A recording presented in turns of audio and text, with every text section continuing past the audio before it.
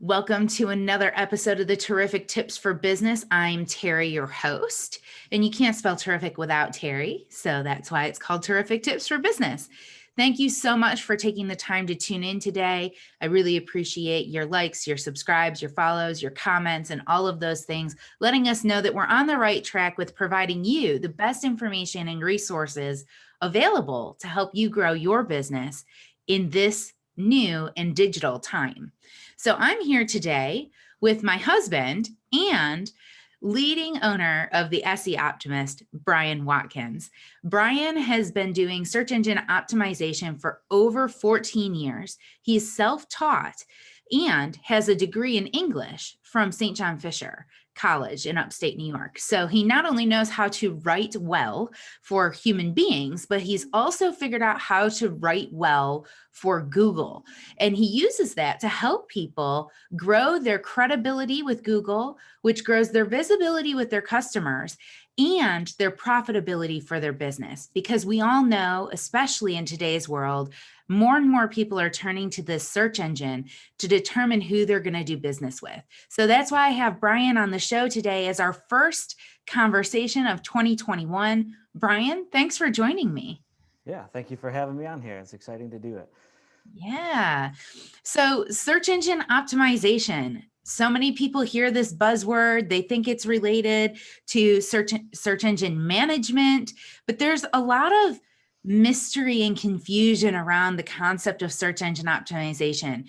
Can you help shed a little light on that idea for our listeners? Sure, I agree. I understand the confusion people have with that. SEM is kind of a little bit of a pet peeve of mine because it is confusing. When professionals use that term, they're usually talking about ads and paid display. When you talk about SEO, we're talking about what they call the organic results, which is the actual search results that you're seeing, not ads. And so SEO as a practice is basically understanding what Google is looking for, what it's trying to do when a person does a search to try to answer that query, and then trying to gear a website as much as possible to provide what Google is looking for so that that site can be one of those top 10 things that shows up when someone is doing a search for it to increase traffic. I like to think of myself as being in the improve the success of website business more than just SEO, because ranking is cool, but if we don't also allow for what happens when the person ends up on the site? Are there things we can do to make sure that we're building rapport and connecting with them? Are they going to stay on the site? Are they going to take the actions that we built the site for? Because if those things aren't working, it kind of doesn't matter where we rank. So they have to go hand in hand. Yeah, that's super important. I think a lot of people as business owners, we get wrapped up in the numbers, right? We want to see the number of people coming to our site. We want to see the bounce rate being really low. We want to see that engagement rate being really high, but we forget that numbers are just one piece of it. The Google Analytics is just one piece of it, really creating the content to connect and lead these visitors on a journey, if you will, to help them feel like they're appreciated, valued, and understood is definitely one component. So when it comes to the search engine optimization, is that largely focused on that customer journey, or is it more focused on just having keywords in the right places to get found? I think years ago, it was more focused on the latter of what you just said. Early SEO was more a game of, if you know the good keywords that are getting searched a lot, if you do a really good job optimizing for them, done, and you'll probably win. Google has gotten so much more sophisticated over the years with its algorithm that a big part of what SEO is now is understanding user intent. So what that means is Google has gotten a lot better at understanding context of the words a person uses when they're doing a search to understand, why are you doing this search? What are you actually looking for? For instance, a study that I remember reading at one point, there are good examples of where a search seems at a glance to be basically the same thing, but it's not. A person doing a search for state parks in California versus phrasing it California state parks. Those are actually very different search results that it shows, even though it sounds like, well, a person's looking for the same thing. Google reasoned it through all of its research and data that it tracks that a person typing California state parks is probably just looking for a general overview of all of the parks. So the things that came up were like Wikipedia articles on some of the prominent ones, stats, numbers, just information. And so if you were trying to rank for those types of things and you wanted to rank for that type of search, your content would need to be informational. Whereas it deemed that people doing a search for state parks in California, phrasing that way meant you were likely to want to get in a car and go to one of them. And so the results it was showing you were more retail focused. So it'd be like, Mm. this park is only an hour from you and it costs $50 a ticket to go, book here or whatever. And it was more geared towards selling in those search results. And so if you were a business trying to sell, you would want to know those types of phrasings, because you could do a good job ranking for the wrong types of searches and then it doesn't get you what you want. So Yeah. that's sort of a real life example of the difference in user query. So on that note of like the changes in the search query, because that's really important to understand. So then the next logical question is, how do we figure that out? Because we don't know what search phrases are buyer intent versus just trying to get information. So how do we find that information out to know that we're trying to rank for the right thing? Sure. Some of the paid search tools that people use will actually tell you that it'll rank them by intent, whether it's informational or commerce related. But one of the best pieces of advice I came upon relatively early in my career doing this, that's still true to this day, is you don't have to guess and you don't always even have to use tools. You just have Google tell you. So if you're a plumber, for instance, just start doing queries that you think people would probably search for related to what you do for a living, and just observe what comes up and take note of how, when you change the phrasing of it, that affects the types of results that are coming up. Or you could pair that with using some of the tools that you're using. If it gives you some keyword ideas that you think might be good, but you want to check them, throw them into a Google query and see. Because I mean, the wisdom behind that is Google's telling you what it wants. There's a reason it picked those top 10 sites for that query. And it's basically telling you, whoever is in top 1, 2, and 3 for this query, Google's saying, this is what I consider to be the best answer to this question. So if your website and your content is not like this, I'm not going to consider you. So that can give you some insight.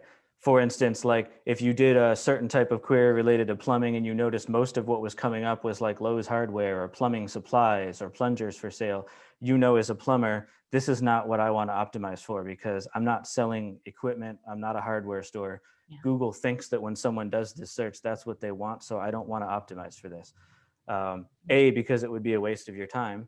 And B, it's actually a lot harder to rank for that if your content isn't on point, because if Google can tell that you're selling a service, it's going to be really reluctant to put you in those types of searches or results rather, because there's a mismatch. Interesting. That's really observant and a nice free way to get that information. So, if you're a business that's in healthcare, you're an organic healthcare provider, maybe you're a nutritionalist or a reflexologist, Mhm. you might start asking yourself, well, what are the frequently asked questions my clients have when they come to me or when they're thinking about coming to me? And you type that into the search and see who's ranking for those questions so that you can start to change some of the content on your site to Right. be more And relevant two for that. other two other free things you can try to build on that are, you notice in Google, if you start typing a query and stop, it'll often pop down like finishing your sentence for you. That's another, you're having Google give you the information, because the things that's popping down are basically it saying, according to all of our information, people who start a query with the words you've used, these are the top ways they finish that sentence. So if you're a plumber looking for the top things people type in about plumbing, well, it's straight up telling you, based on its research, these are the things people are asking. Sometimes you'll notice, like partway down the search results, it'll say people also ask, and it'll have little pop-up boxes. Those are great for ideas. And at the very bottom of the page where it says related searches, same deal. that's coming out of its own information. It's telling you people who search for what you search for often also are looking for these things. That can give you some really simple insight into your content. And then you can use tools like answerthepublic.com. They have free and paid versions. I think for free, you can do 2 queries a day. So you could, and with that, the shorter the query you're using, the better. So like to run with this plumbing example, you would probably just type plumbing or plumbing services, like 2 words max. And then it will give you, from it scouring Google's databases, what are the top questions people ask related to that industry or related to that topic. And that's great because a lot of times you can look at that list, and when you're blogging and you're thinking of ideas or stuff like that, you can take those questions straight up as titles to your blogs and do a good job answering them. And that's a good way to get people on your site. Awesome. So these are some great tips for helping people to figure out what topics to write about, like how are they going to start to get found. Mhm. But SEO is a lot more than just finding the right topic to write about. And you touched on it in the beginning about that customer journey. So once we have identified what topic to write about, is there a sweet spot for how much content we should be writing and how often we need to use that search phrase in the content that we're creating in order to help it get found by Google? There are, but it varies a lot by topic, et cetera. And that's another area where using that tip about doing the search and seeing who ranks and looking at those results can help you. Say that you have been trying to optimize for a certain keyword for a month or 2 now, and it doesn't really seem like you're ranking as well as you want to. A good way to check in is just do that same keyword search and look at who does rank number 1, 2, and 3. Go to their websites, like click them out of the search results, and just make some observations about the very things you were asking. How often are they using this term or related words? Because Google has gotten a lot better at understanding context. And so if you're trying to rank for plumbing services, you wouldn't just say plumbing services over and over again. Google is smart enough to know that a page that talks about unclogging drains or fixing toilet leaks and mentioning those things, it knows that's related to plumbing. And a page that talks about that stuff a lot, it improves the ranking for that. Length can vary as well. In general, I would say don't go under 300, 350 words on any of your service pages if you can help it. You don't have to write an essay and be like 3,000 words, on all of your service pages, because people don't necessarily want to read all that. But what you're up against is, since Google is trying to answer queries, a couple of the biggest things that they're looking for these days when they determine who shows up in those top 10 results are who has the most authority on this topic, who is trustworthy, and who is both being legitimately useful to readers and just somebody that it makes sense, really knows what they're talking about. And you really just can't establish or prove that with very short text. It's not going to think you're the best plumber in town if you have a very short page that's like, I do plumbing services, I can help you, give me a call. If somebody else is really going into detail, answering questions, and really providing rich information, there's really no way you can win against that site if you're doing that. A lot of the sites that I work on for people or give consultation about, that's one of the most frequent things that comes up as a suggestion is your pages are just way too short. Or people that have opted for a 1-page website Mhm. that doesn't have subpages.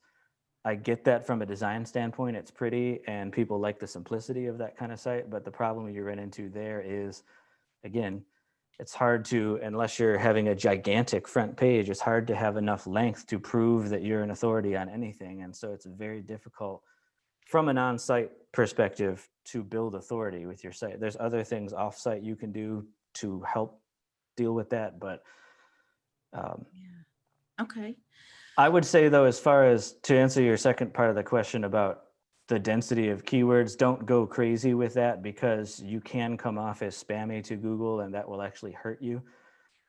Always, if you feel yourself at odds between, I have to make a choice for Google or I have to make a choice for humans, always pick humans. Because that improves your engagement rate on your site. But the more sophisticated Google gets, the more writing for people is writing for Google. Definitely use major topics that you're going to do in your page titles or subheadings that you're doing, and occasionally throughout the content, every few paragraphs, make sure that you're reinforcing it a little bit. But the example I always like to default to with used cars of what you absolutely don't want to do is, if you're trying to rank for that, don't be like, hi, I'm Bob's Used Cars. We sell used cars, the finest used cars that you've ever seen. So if you're looking for used cars, we can sell you used cars. Like it reads terribly, and your site's going to be seen as spam, which it should be if you're writing like that. Everybody listening is like, say used cars one more time, please. And there are websites that are still doing that. I see them occasionally. So So that's really interesting. I really like the tip of going and looking at the pages that are ranking, because here's something else that we can glean from that is we can see the design that those pages are using, like to understand the flow that customers are more likely to engage with. So when we're thinking about, okay, we've got the keywords, we've got the content, we want to start ranking for these things, great. But ranking for them is only one piece of the pie. Getting people to engage with the site once they're there is the other piece. So looking at the sites that are ranking, what does their site look like? What kind of colors are they using? What kind of formula or format are they using in terms of their menu bars? Do they have 2 different layers of menu bars, or is it just one? Do they have a call to action button that's a button that's called out different than everything else on the menu bar to get more attention there, or not? Do they have pop-ups that come up or not? Those kinds of things are all part of that user experience that, as business owners, we sometimes just don't think about because we're thinking about everything else in our business, right? So we just don't think about those things. But if we took just a little bit of time to look at who is ranking for this phrase that I want to rank for, and what does their site feel like? You might not necessarily agree with it because they're a competitor of yours, right? So you might not agree with it. You might think that yours is better because you're biased. We all are. It's okay. You could be biased, but you do want to take note of what's different about the way that they're doing it. And are some of those components the pieces that are making that site rank versus your site not ranking? Are there components on a website that we need to maybe pay more attention to that we're not paying a lot of attention to? user experience is very important in an indirect way. It's not, for instance, to say that Google doesn't like pop-ups, and so if it notices that your site has one, it's like ding, minus 10 points for ranking based on that. But Google does pay attention to signals of user engagement. And so if you have pop-ups that are obnoxious and it causes people to leave your site fairly quickly, Google will observe that people are leaving your site, and that will negatively impact it, because every time somebody comes to your site and leaves within a few seconds, that's a signal to Google, well, this must not have been useful to them. They left right away. And so and if this happens, say 5, 10 times in a row, now Google's saying, all right, this wasn't just a one-off. This site is not a good answer to this query. If I was ranking at number 3, I might now rank at number 6, because it's somebody else should be number 3 that answers this question better. If your menu is confusing, like you mentioned, if it's got too many layers popping out, secondary, tertiary menus that are just really hard to use, and that makes people get frustrated and leave, that will hurt you. Sometimes if you've gone too crazy with media, you've got gigantic images left and right, you got videos loading, the page takes 30 seconds to load.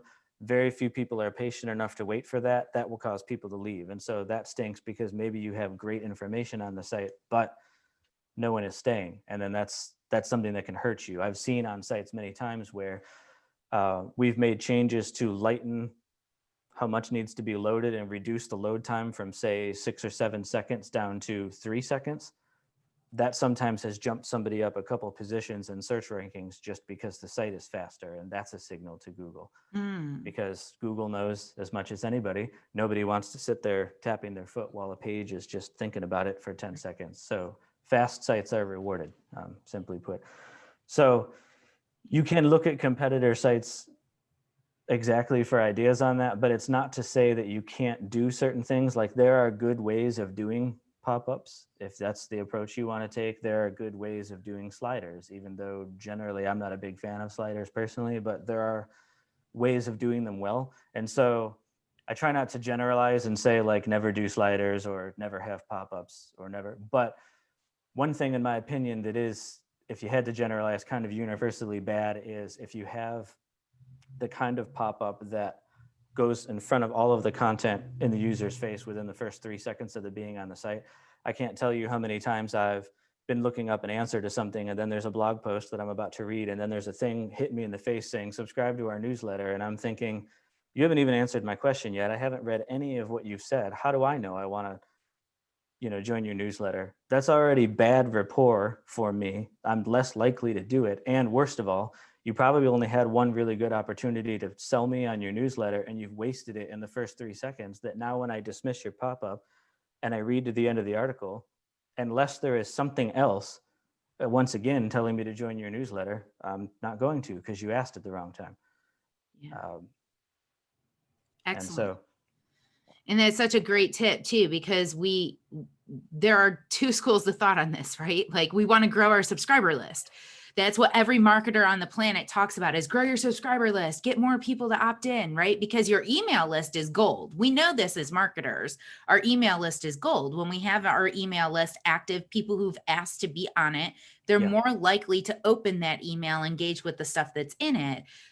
But if it comes at the cost of ranking on Google, is it really valuable? Probably not. You're actually damaging your reputation more than you're helping your reputation, because you probably don't have anybody, if you're honest with yourself, if you look at those numbers, you probably don't have anybody actually opting into that email list because of when it's happening. So maybe consider changing that pop-up to happen like when they get to the bottom of the page or after they've been on the site for a certain period of time, if that's possible. And then that might help to reduce the frustration, might actually help to build that rapport and get people to actually take that action of opting in.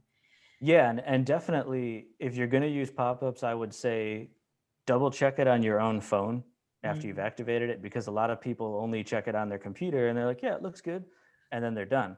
I've seen cases where a pop-up on my phone either was wider than the screen, so you couldn't find the X to get rid of it, or the buttons it wanted you to push were like formatted.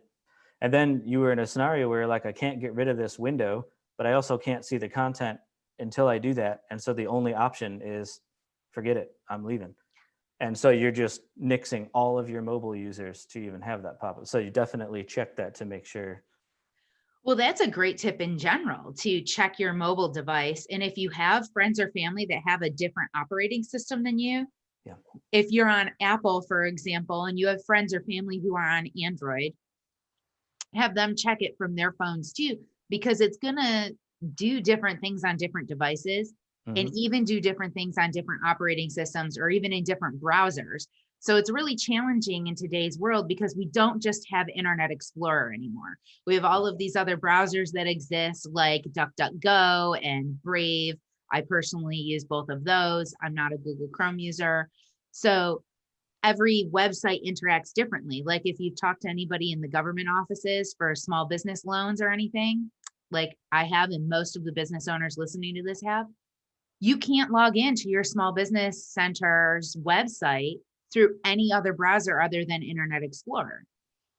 Which is crazy. It's the only How one old that works. browser Yeah, or Edge, if you want to call it Edge. Right. But most people aren't using Edge as their day-to-day search engine tool. They're using some other browser, and our phones are even different too. Like if you're an Apple user, you might have Safari as your browser that you're using as your primary browser. And if you're on Android, you might have Chrome as your primary browser, unless you've gone out of your way to get a different browser on your phone. So I love that tip of making sure you test it on your phone. Test it on your phone, because we always forget to do that. How important is it to be mobile? It's a must now. For years, people in the web industry have been saying, you have to make sure your site is mobile optimized. It's now a step beyond that. You may have heard the term mobile first indexing. Yes. That was a change Google made at one point. And put simply, what that means is Google is now no longer, when it looks at your site, saying, I'm going to look at it in the regular version and then also look at it in the mobile version to make sure that it looks good on phones. It's only looking at the mobile version of your site. So it doesn't even know necessarily what your site looks like on desktop when it first looks at it. And so if it's a bad mobile experience, it's not even going to say, like it had years ago, well, it's at least a good desktop experience. So I'll rank it fairly well for desktops. I'll just rank it not quite as well for mobile. Now it's going to be, this is a bad mobile experience. I just won't rank this site at all. And that's huge in a negative way. So you have to be thinking about that on your site. That, as a little aside, is one of the reasons sometimes I don't recommend people use sliders on their site, those big graphical things that flip, because quite often that doesn't look good on a phone screen because you're crushing the width down so far that proportionally the image becomes tiny. If it had text on it and stuff, they can barely read it. And phones, mobile internet connection is often slower than Wi-Fi. So sometimes you run into a scenario of it's already trying to flip slides by the time it's really loaded the first one. I've totally missed it. Maybe I'm now seeing the second or third one. It's also just crippling the load speed if you're using gigantic pictures. So it's just, be careful. One thing you can do that I've seen sites do before is you can tell the slider only show on desktop view, hide it on mobile, and replace it with just something else. That's a good tactic for if you really like sliders for desktops, and it just doesn't show up for mobile at all. So it's not going to count against you. But But you could set a separate like header graphic for mobile that's a static graphic, right? you can, yeah. Okay. Interesting. This has been so good already, and I can't believe that we're already halfway through this conversation. What's the best way for people to tap into more tips and advice? Because I know you give so much away on the SE Optimist. So how can people get in touch with you for more information? I would say the top two places are my website, so theseoptimist.net. I blog fairly regularly there about these types of topics, and also I have a YouTube channel at the same name, without the .net on it, where I do videos either answering questions people have asked me or just commenting about changes going on in the industry. Occasionally I'll do like screen share walkthroughs of different types of things, doing research, looking at websites and pointing out things that could be done better or something, just to be helpful to people. So that's a good place to get me, those two places.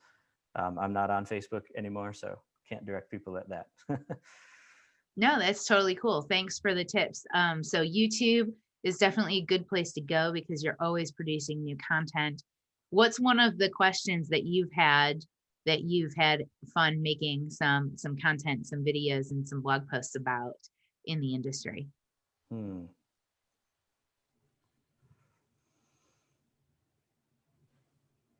All right, now I'm glad we're not live. I'm gonna have to edit. Okay, well, one good one that came up, both as questions I've had people ask and as a very concrete example, a friend of mine had this happen to them, and we saw once again firsthand just how much it can make a difference.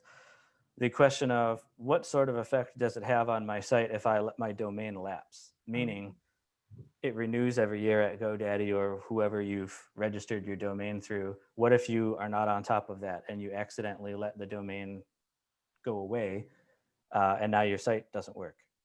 And I did a whole video talking about like 5 or 6 different specific ways that can destroy your rankings and why, and things you can do to try to make it right, what goes into that. So those types of things, I'm always open to, and I often ask people at the end of videos, like if you've got something that you've come up with that you want to ask, if I know the answer, I'll be happy to talk about it. So that's where I get a lot of the ideas for my content. So one of the questions that I get a lot since you brought up domains is it's really interesting how confusing the language of web space stuff is. So domain hosting, web platform builder, like what are all of these things for our business owners who aren't in this world? What do these words mean? An analogy I like to use that seems to be pretty clear to a lot of people is that your domain is kind of like your phone number and your hosting is kind of like your phone. So you have a phone number through your cell carrier, and anytime someone dials that number, the carrier knows to route it to your phone. You can get a new phone and then it knows to route it to that new phone instead. So in a similar way, your domain, yourbusiness.com, DNS servers on the web, you don't have to know what those are. They're just the places that route it know when someone types that domain in where the files that make up that site go. And that's the hosting. And so it points at the hosting, kind of like a phone number does. Your hosting account would be where all of the physical stuff, the graphics, the everything else that comprises your site are stored. And that's going to affect the things like site load speed. If you're on a slow host versus a fast host, whether you're on a host with 100 other websites on the same host computer or 5, are all going to make a huge difference for those types of things. Security, that's what it comes down to in hosts that people deal with a lot. Platforms is kind of like the software that your site is built on. So you can think of like Windows 10 versus Mac OS. That's the platform that the computer runs on. And so WordPress is a building platform a lot of websites are built on. People can use Squarespace or Wix or hand code HTML, things like that. Those would all be different, you could call platforms that the site is built on. In a lot of cases, one hosting company will allow for a whole bunch of different platforms, with the exception of, I believe Squarespace and Wix are exclusive. And so you want to use their builders, you have to go onto Wix.com and make an account with them. And you can only host with them and you can only build with them. So sometimes people run into, they might say, I've had a Wix website for a couple of years now, but I'm looking to go a different route. They've often asked me, can I just basically copy paste my Wix site onto WordPress? And the answer is no. The builders don't talk to each other. They have very little in common, even if outwardly they might look like they do. And so you are essentially, even if you like the design of your site and you want to stick with something very similar looking, you're basically rebuilding your site to look similar on a different platform in a lot of cases. Mhm. That's interesting and really good to know, because a lot of business owners get we need to, how often should we be updating our site, the look and feel of our site? Because we've all heard different things in the industry, right? Some people in the industry say every 6 months to a year you should be updating your site. Others say every 2 to 5 years you should be updating your site. So what's the sweet spot for how often we really should be updating that site? And do we have to go wholesale like redesign when we update it, or can we make minor adjustments, and is that going to count? I think you have to take the cost that that's going to entail heavily into account for that, and I'll unpack that.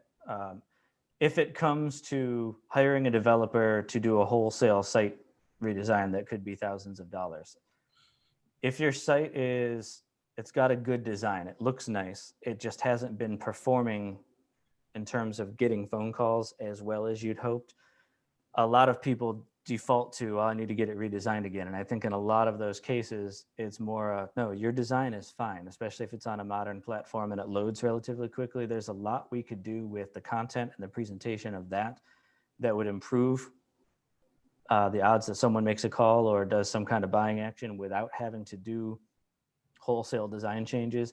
I've certainly been the SEO guy coming in on a lot of accounts with an existing design where we've been able to make a big difference in it without touching design.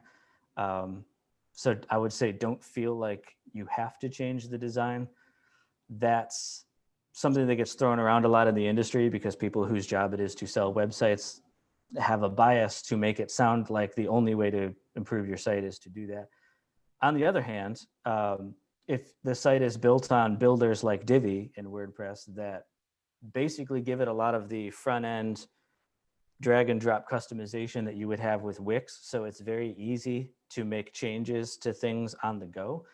A lot of my clients that I do ongoing SEO for, we can make frequent design changes to the site because it's so simple. We don't have to bring in a developer every time. It's something I'm comfortable with. I mean, I have design experience as well, probably more than the average SEO guy, but I'm not a web developer. But when it's easy like that and something I can include in the SEO that I'm doing, then the answer to how often we update the site becomes every month. Not in huge ways, just it might be, I've noticed this and such from the analytics, and I have an idea that I want to try on the front page. We're going to move this thing, or we're going to swap these images. We're going to redo headlines. We're going to make some tweaks to the introduction area or change where things are linking and leading people a little bit, maybe play with the colors or the layout of some of the calls to action. small changes. It's not a whole gutting the whole front page, but in terms of that, if you're aggressively trying to hone in your web marketing, the answer can often be it's a nonstop little tweak game of always trying to make things better. And that's good for Google too, because one of the things that it looks at is how often is a site updated. It's not that it makes a gigantic difference, but you could see where it would take two sites, all other things being equal, and say, nobody's touched this site in a year and a half. On this other site, they're tinkering and adding new content every week. Who to you seems like they're more tuned into this industry and more reliable? Probably not the site who hasn't been touched in a year. And so Interesting. that may be fair or unfair, but that's how it is. So editing pages and adding blog posts is a good way to satisfy Google in that way as well. Excellent. Thank you. Because I know that's one of the big things that people ask is for that kind of clarity. When it comes to hosting, going back to that previous point that you were making about different hosts, are there some hosting companies that are better than others? Because I know there's a slew of hosting companies out there. Mm-hmm. And what makes one better than another? Mostly it's going to come down to speed. A bit, it comes down to what their back end is like, although that's becoming less prevalent these days. A lot of hosts are offering what they call managed WordPress hosting, which gives you a pretty streamlined back end as the user of like ways to make changes. It's not as robust and powerful as say cPanel or some of the other developer backends. But since a lot of hosts are going with that simplified design because regular users want to manage that themselves, that ends up being consistent across a lot of hosts. And so basically what you're paying for is speed and security. And so some of the hosts that are like only $3 a month, $6 a month, it's a great value, but you're probably not going to get things like free SSL, which is the HTTPS secure connection with your users. If you're an e-commerce website, that's a big deal because you're transacting credit card details and stuff. You want to make sure it's an encrypted, secure connection, not just to show that you care about your users, but depending on how paranoid your user is, I personally would not shop on a site that I can see in my browser doesn't have a secure connection. It's just huge privacy risk for me. And so I'd leave that secure connection. Does that play a role in our searchability as well? Like, does Google give any credence to the HTTPS? Yes. That started a couple of years ago. They phrased it in their update as, we don't penalize people that don't have it. We just reward people that do, which in the end, it's the same difference, because if you're not being rewarded, but your competitors are, it's the same as being penalized.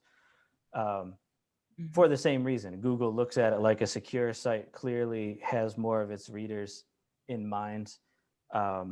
There's better security. There's a lower likelihood that this site is going to be hacked or have viruses on it, which is terrible. So it's not huge, but it is a minor difference. And SEO is largely a game of like a whole bunch of cumulative small wins. It's not really so much you're going to do one thing right and suddenly your rankings are going to skyrocket. It's being conscious of, say, like 30 or 50 different little things at a time on your site that you're like, if we get all of those right, they will all start adding up to a big difference on the site. SSL being one of them, site speed being one of them. You can rank with a slower site. It's just harder.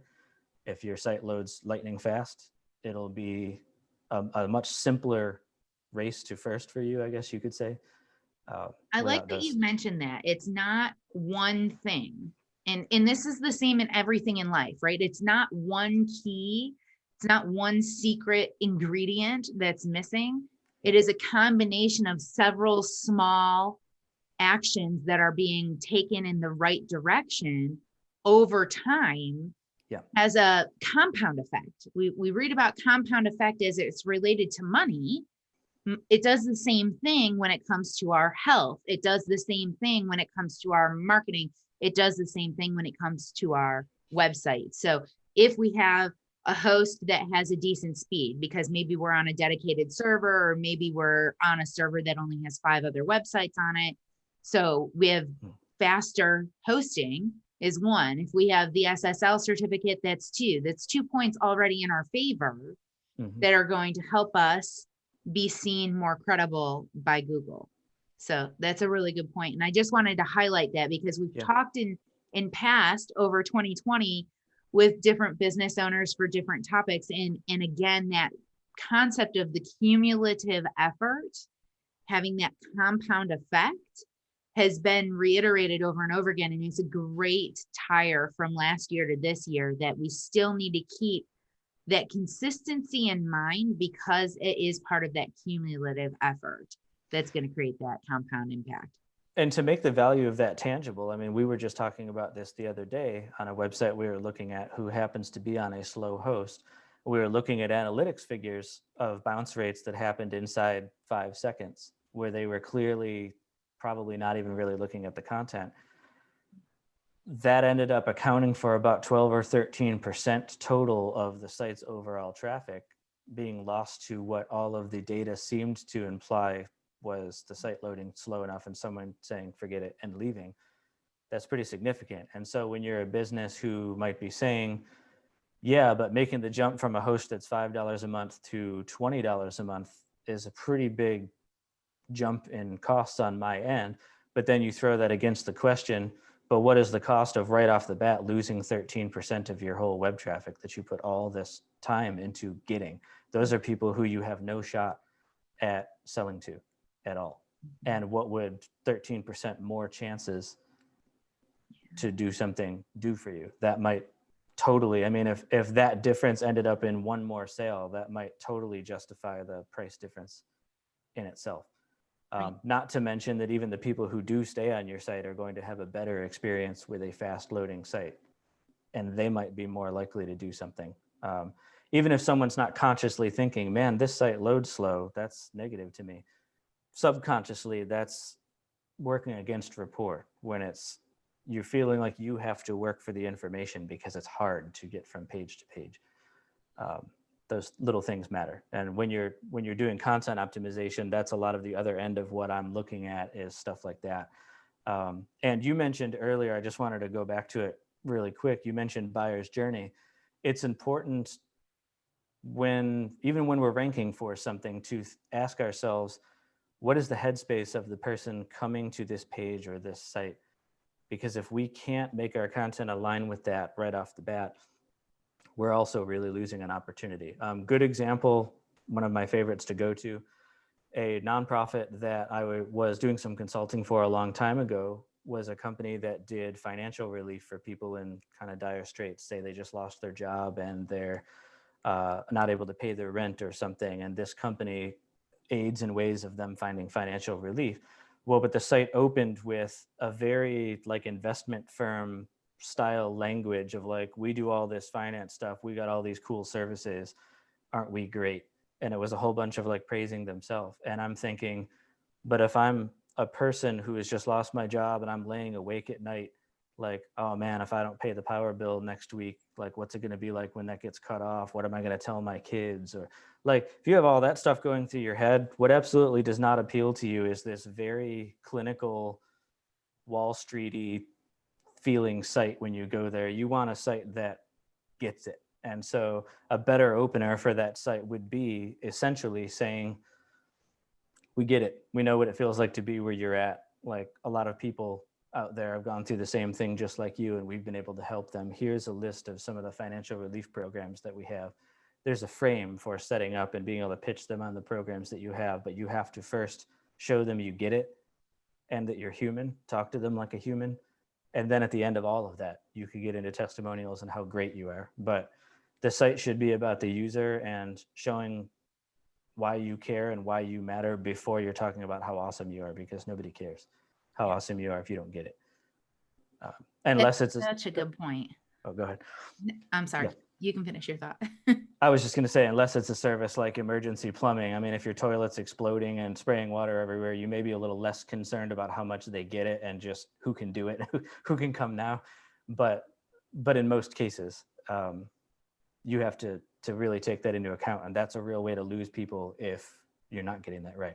And that can come to layout of information. You might be saying some of the right things, but ordering it poorly.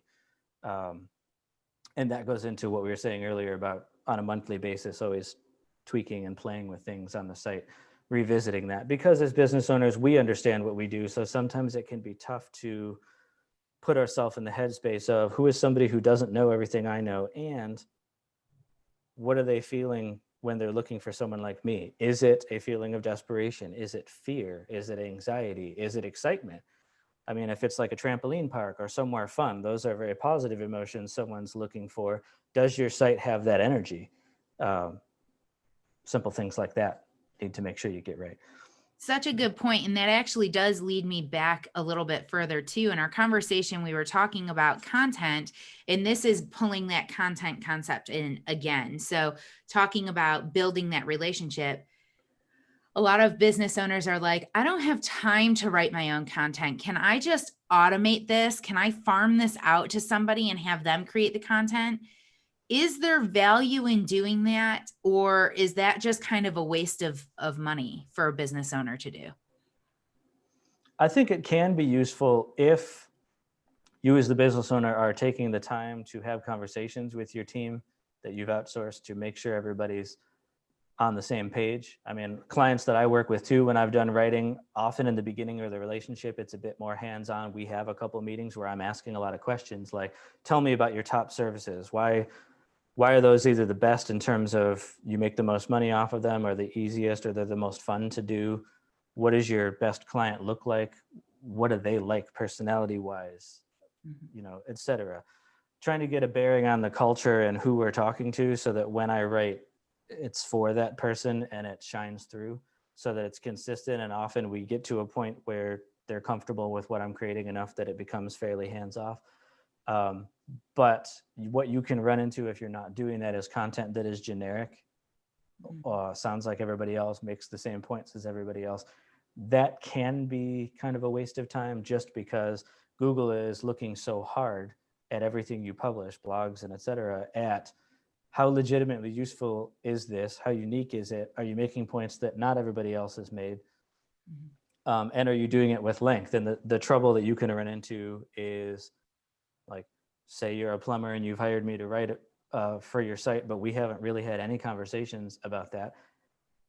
The onus is very much on me as the writer to become knowledgeable about what things plumbers know, especially if I'm talking about common problems that people have with pipes, or what you should be looking out for when you're redoing your plumbing do's and don'ts.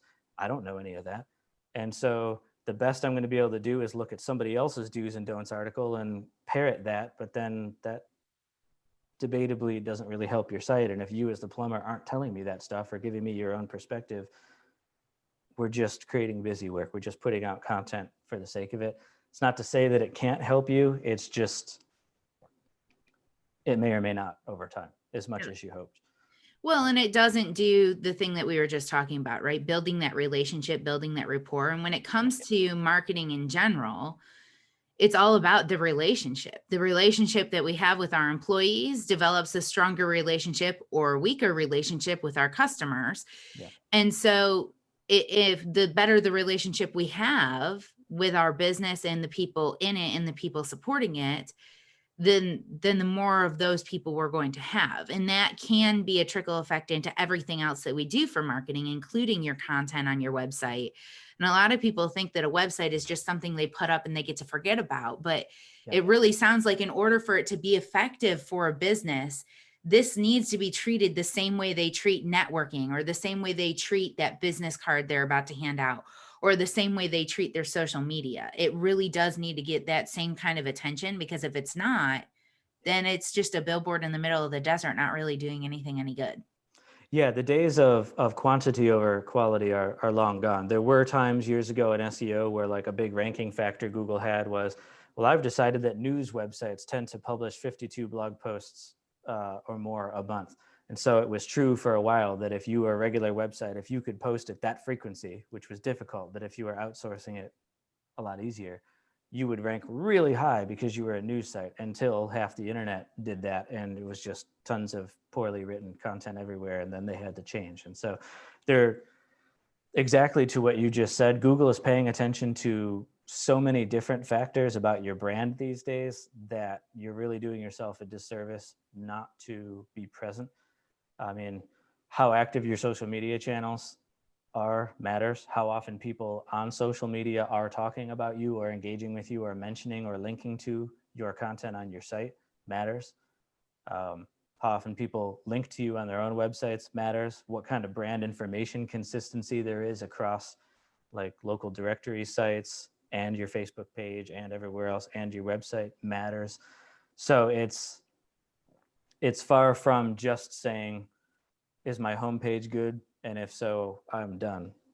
You can have a beautiful website that you're not being present in your brand the rest of the way, and that makes it harder to brand. I know that works against me as an example because I'm not on Facebook and I don't have a lot of places where I'm actively sharing my content, and therefore there aren't a lot of people always actively talking about what I'm doing. I know that's a mark against me, but it's a judgment call. I'm just like, personally, I don't want to be on Facebook, so I don't care.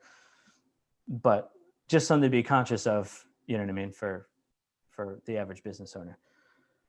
Brian, this has been absolutely amazing. So I want to give you an opportunity. I know you have a course to help people start to really dive into search engine optimization and how they can start to really implement some changes on their site themselves, or maybe have somebody on their team do that. Can you share how they can get access to that? And again, the best way for them to get in touch with you to get some more useful tips that you're giving away.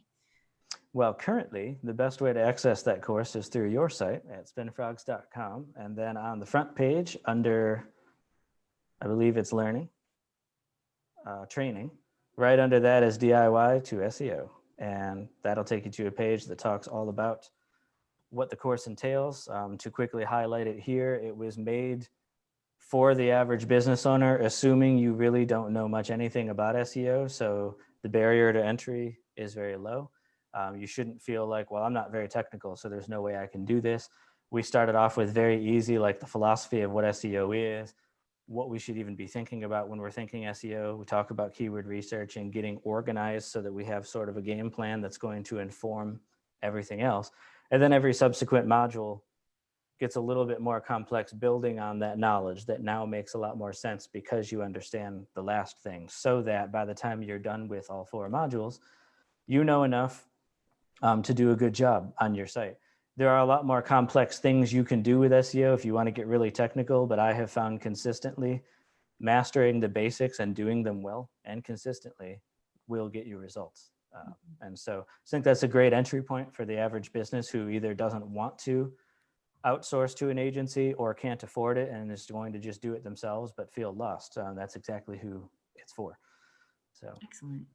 And I'll say too that if you are a listener and you're still not sure if the course is something that you want to dive into, we do have a gift for you. If you go to spinfrogs.com/gift, it gives you a free, I want to say it's like a 3-minute video that gives a couple more tips away that Brian did not talk about today in this conversation that can help you along your journey. Because at the end of the day, we know we need to be here. We know we need to figure this out at least a little bit. Even if you're going to hire an agency or you're going to hire an intern or you're going to hire your dear Aunt Sally's best nephew to help you or niece to help you implement some of these things, we have to give them direction.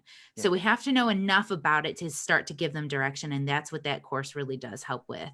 That's fantastic. Thank you, Brian. And there is just a last bit to that point you just made. In module 4, there is a section specifically about accountability, and all that would cover is questions you could ask your agency or your team members just to make sure that things are moving in the right direction, or even if you're doing it yourself, things to ask yourself maybe every 30 days just to make sure, you know, if you're saying, how do I know all the stuff I just did last month is doing it, or do I need to make adjustments?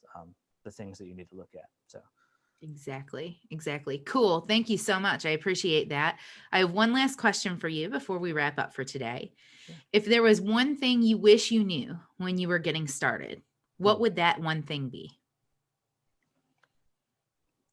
I would say I wish I had a different perspective of what SEO could ultimately be used for in the beginning. And what I mean by that is very early on into my using SEO and understanding it, I was only thinking of it in terms of client sites that I work with, making them better, making my own site better. And wasn't thinking of it in terms of how could you pair the ability to help get more attention on a site with methods of monetizing a site for yourself as side streams of income and whatnot. And people have done a lot of different things, affiliate SEO, product SEO, all kinds of different stuff for themselves. Over the years, some opportunities, a lot of them still exist today. Some of them have kind of come and gone, and they were the sort of things that you would have had to have been open to it 6-8 years ago. And if you weren't, you missed it. And I missed them. So I guess I wish in retrospect, I had been thinking more that way early on. Instead of just thinking of it in a direct, like, make a plumber rank in my local city and help them with that. So SEO provides a lot more opportunities for revenue streams that you might not be thinking about as a business owner, because you're only thinking about helping to generate the primary revenue stream of your business. But it could help you to create some revenue streams as side income that you can use to help cover your marketing expenses. Hey. So Yeah, very simple example would be like on a personal blog. I've been blogging for many years. I had the philosophy 10 years ago of somehow in my mind, having ads on your site was like selling out. And so I was sort of like martyring myself by like, I'm just going to put all this effort into blogging and not be paid for it. And that's how I'll show my readers that I care. And at a certain point, I was like, that's silly. I mean, if you're not being obnoxious, one of those sites loaded with ads, there's nothing wrong with being monetized a little bit for the attention that you've got if you're putting out good content and things like that. So I just wish I'd thought about that earlier on. That's a great tip. Well, thank you, Brian. This has been an awesome conversation, a wonderful way to start off 2021. Thank you so much for all of the advice, the insights, the understandings. Audience, if this has been helpful for you, if you've found value in this, please like, comment below, ask some questions. I know Brian's really engaged in the YouTube space, so ask some questions below. I'm sure he'll be happy to jump on and answer those questions for you. And let us know that we're on the right track here, helping to provide you information that's going to help you grow your business this year. Because just because things are digital doesn't mean things are dead. We just need to keep moving it along in the right direction. So thank you for taking the time with me today. And thank you. Thank you for having me. You're so welcome.